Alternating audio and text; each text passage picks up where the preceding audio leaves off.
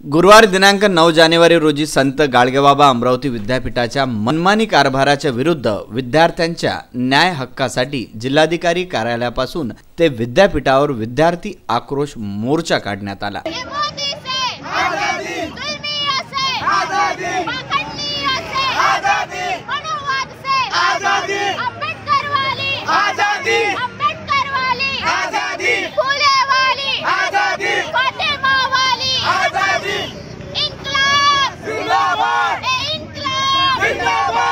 जिल्हाधिकारी कार्यालय, बियाणी चौक, चिलम छावणी रोड तसेच विद्यापीठ गेटवर विद्यार्थ्यांनी विद्यापीठाच्या विरोधात निदर्शने केली।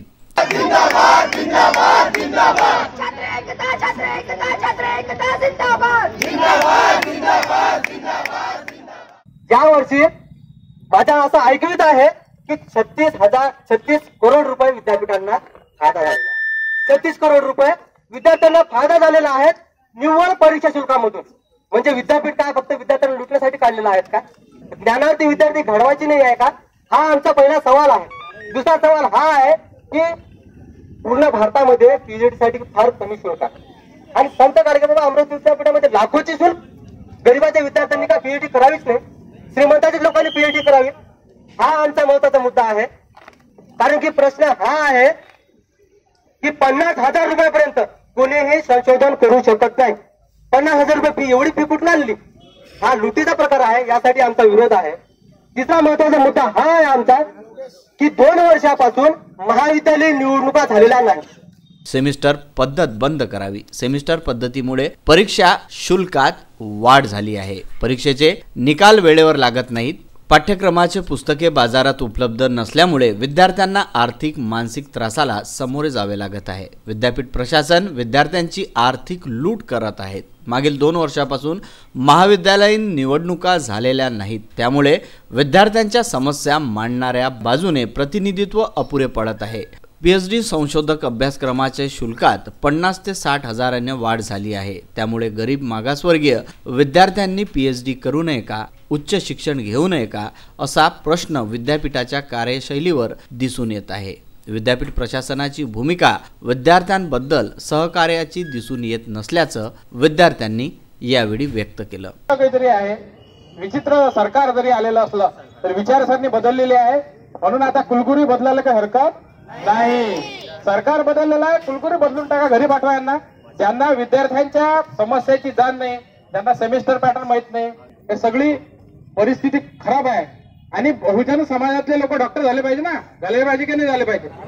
हे तर कुलकर्णी देशपांडे डॉक्टर होऊन आले, सगळे आपले बहुजन समाजाचे 18 पगड जातीचे लोक डॉक्टर झाले पाहिजे, पीएचडी झाले पाहिजे, विद्यापीठात संशोधक झाले पाहिजे। हे जर व्हायचं असेल तर बहुजन समाजासाठी विद्यापीठाचं शुल्क माफच झालं पाहिजे खऱ्या अर्थानं। तिकडे जे श्रीमंत आहे त्यांना का लागू, पण सगळ्यांना माफ झालं पाहिजे पीएचडीचं शुल्क, अशी आमची सगळ्यांची मागणी आहे। अरे भाऊ, तुमचे 70% जे व्होटर्स आहेत ते विद्यार्थी आहेत ना अशोक भाऊ, बरोबर आहे? तुमचे 70% व्होटर्स विद्यार्थी आहेत, त्यांच्या जीवावर तुम्ही सिनेटमध्ये मेंबर मिळवून आले आहे आणि त्यांची जर तुम्हाला किंमत नसेल तर अशी सिनेट बरखास्त झाली पाहिजे। आणि म्हणून आम्ही सगळ्या एआयएसएफ, विभागीय विद्यार्थी परिषद, समाजी ब्रिगेड या सगळ्या संघटनांच्या वतीने आम्ही जोरदार मागणी करतो की सेमिस्टर पॅटर्नच्या संदर्भातला निर्णय आजच झाला पाहिजे। जेएनयू मध्ये घडलेल्या हिंसक घटनेचा निषेध करीत विद्यार्थ्यांनी जेएनयू विद्यापीठ प्रशासनावर तीव्र टीका केली।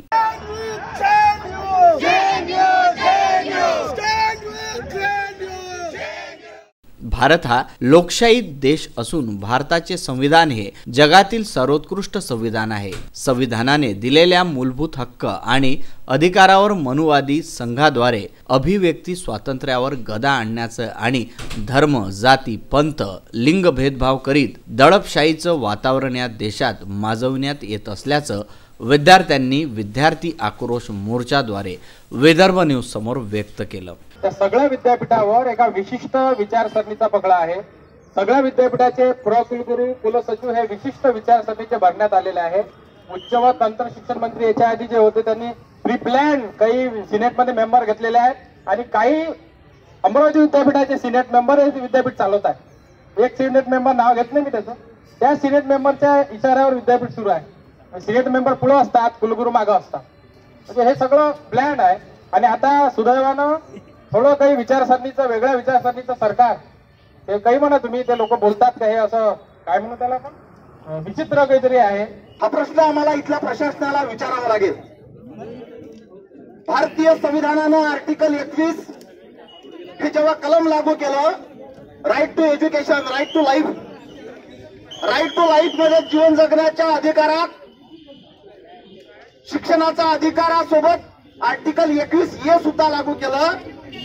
Right to freedom, free and compulsory education, free and compulsory एज्युकेशनच्या नावाखाली आर्टिकल 21 असताना, तो फंडामेंटल राईट असताना सुद्धा या ठिकाणी आमच्या संत गाडगेबाबा अमरावती विद्यापीठाच्या अंतर्गत प्रशासनानं हा धंदा लावला आणि आमच्या सर्वसामान्य विद्यार्थ्यांनी शिकूच नये या पद्धतीचं षडयंत्र या ठिकाणी निर्माण झालेलं आहे.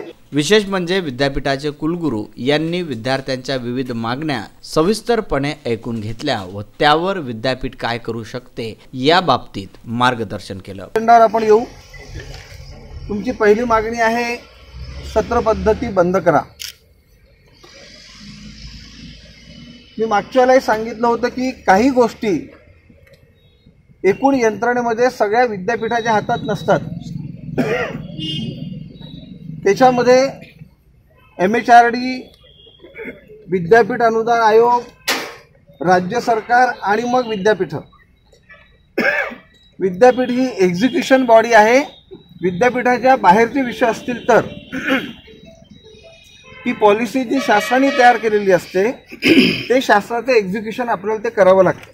एक्झिक्युशन हे असल्यामुळे जो निर्णय वरच्या बॉडीनी घेतलेला असतो, विद्यापीठाच्या वरती मी नावं सांगितलं तुम्हाला, त्याचं एक्झिक्युशन आपल्याला ते करावं लागतं.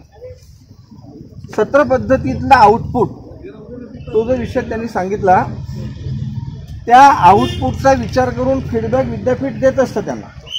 आपण दिलेलं पण आहे.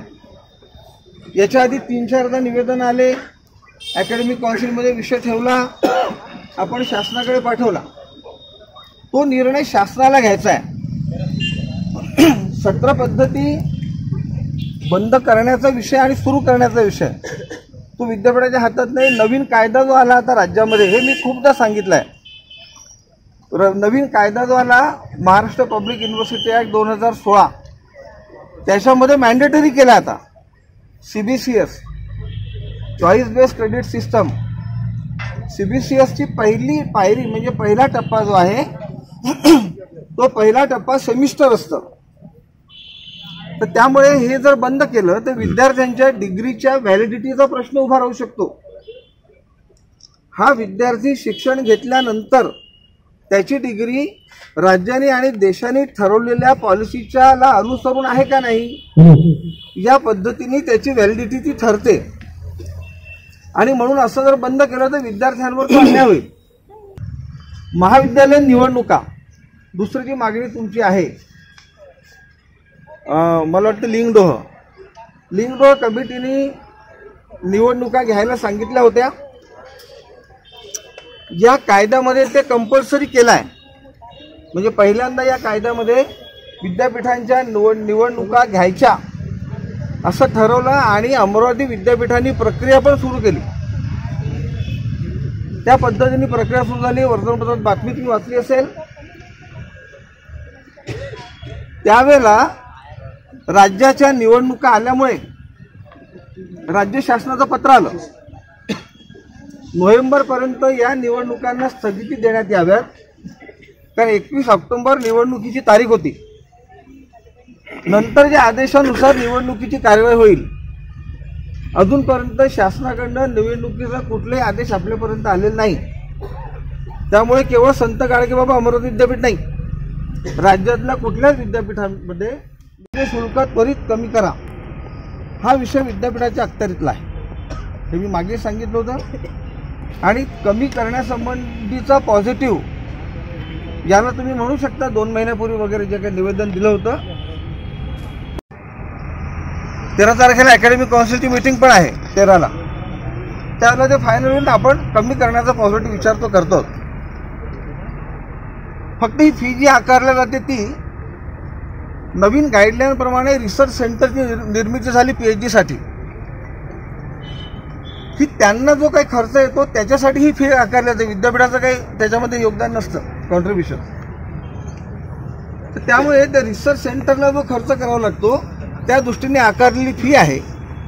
पण तरी काही मागण्यांची निवेदनं लक्षात घेता आपण या फीचा विचार करतो आणि तो पॉझिटिव्हली करतो. यावेळी कुलगुरू, प्राध्यापक, विद्यापीठ मंडळातील अधिकारी यांना विद्यार्थी आक्रोश मोर्चाच्या वतीने निवेदन देण्यात आलं. ही परिस्थिती आहे विद्यापीठाची. विद्यापीठाचं काम परीक्षा घेणं नव्हे, या विद्यापीठात विद्यार्थी घडण्यासाठी येतो. तरी सुद्धा ज्या प्रकारे कॉम्रेड कैलास यांनी सांगितलं होतं की 36 कोटी तो आकडा बरोबरच आहे. आज या विद्यापीठात 4.25 लाख विद्यार्थी पदवीला आहेत. 4.25 लाख गुणिले 700 रुपये करून बघा किती आकडा निघतो तो. एवढा पैसा या विद्यापीठात जमा होतो. बॅकलॉग वाल्यांचे वेगळे, रिचेकिंग वाल्यांचे वेगळे, एकालाही रिफंड मिळत नाही. हा पैसा कुठे आहे हे जर आपण पाहिलं तर आपल्याला जाणवेल मित्रांनो, हा पैसा जातो. आता जे आपले नवीन राज्यपाल आहेत ना, त्यांच्या अभ्यास मंडळाचं नाव काय? बाळासाहेब आपटे. बाळासाहेब आपटे कोण? संघाचे प्रचारक. आता हे अभ्यास मंडळ कलिना युनिव्हर्सिटीत आलं. हे अभ्यास मंडळ इथे येईल आणि या अभ्यास मंडळात काय शिकवतील? पुरातनकालीन शस्त्रविद्या. पुरातनकालीन शस्त्रविद्या कोणती? 2 काट्या घ्या, मी तुम्हाला मारतो, तुम्ही मला मारा, शिकण्याची काहीच गरज नाही, असंच शिकत राहा, असं यांचं म्हणणं आहे. इम्प्लिमेंट झालेलं आहे मित्रांनो, इम्प्लिमेंट झालेलं आहे. कलिना युनिव्हर्सिटी आलंय अभ्यास मंडळ, त्याच्यामुळे हे काही कागदावर नाहीये. विद्यापीठ गेटवरच विद्यार्थ्यांना पोलीस बंदोबस्ताने रोखून ठेवण्यात आले होते. विद्यार्थी आक्रोश मोर्चामध्ये all India student federation, Sambhaji brigade, Samyak Vidyarthi, republican student federation, Veer Bhagat Singh Vidyarthi Parishad, Vanchit Bahujan आघाडी, समविचारी विद्यार्थी संघ, तक्षशिला महाविद्यालय, शिवाजी कला वाणिज्य महाविद्यालय, विविध फुले शाहू आंबेडकरी संघटनांनी यामध्ये विशेष सहभाग घेतला. विदर्भ न्यूज करिता जितेंद्र कांबळे, अमरावती.